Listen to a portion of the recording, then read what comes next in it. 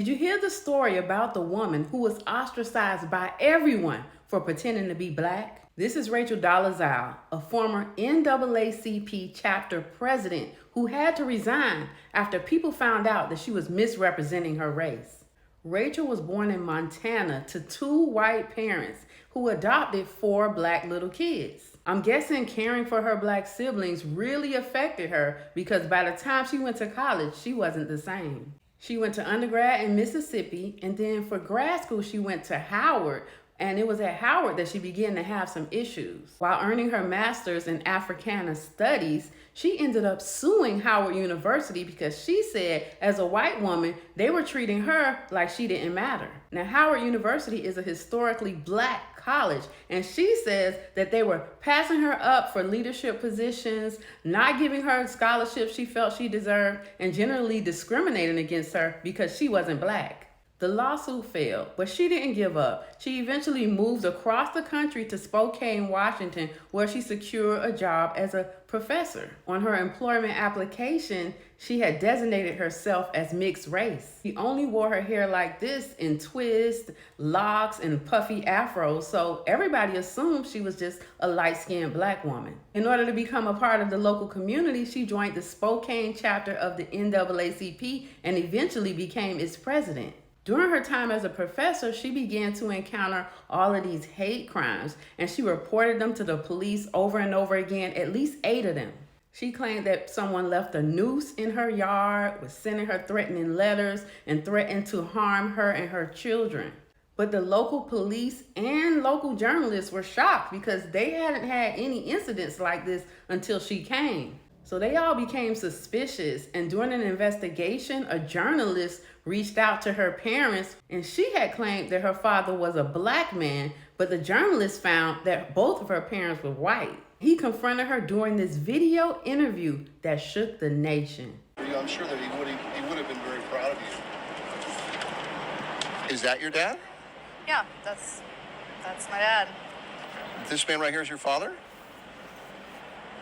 Right there? You have a question about that? Yes, ma'am. Okay. I was wondering if your dad really is an African-American man. That's a very, I don't know what you're implying. Are you African-American?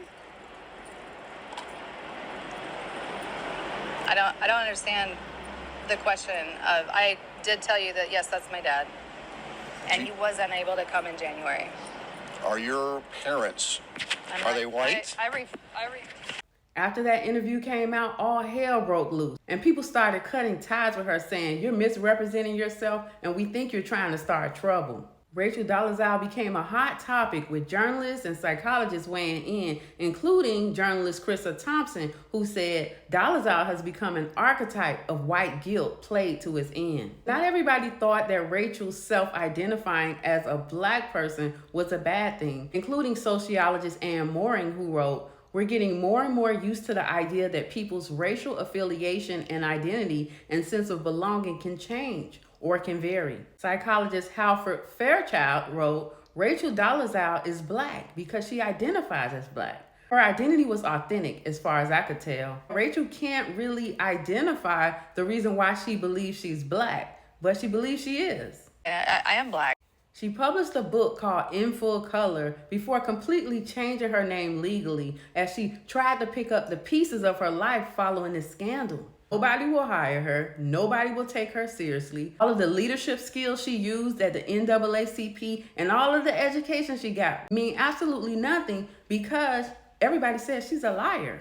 She's been supporting herself doing black women's hair because she knows how to do braids and weaves, and some even say that she was on public assistance. She eventually got a job as a teaching assistant, but she was fired from that job when they found out that she had become a member of OnlyFriends, even though there was absolutely no evidence that she was producing spicy content. Rachel Dolezal is legendary, as most people are still confused to this day, wondering why this white woman would want to represent herself as black.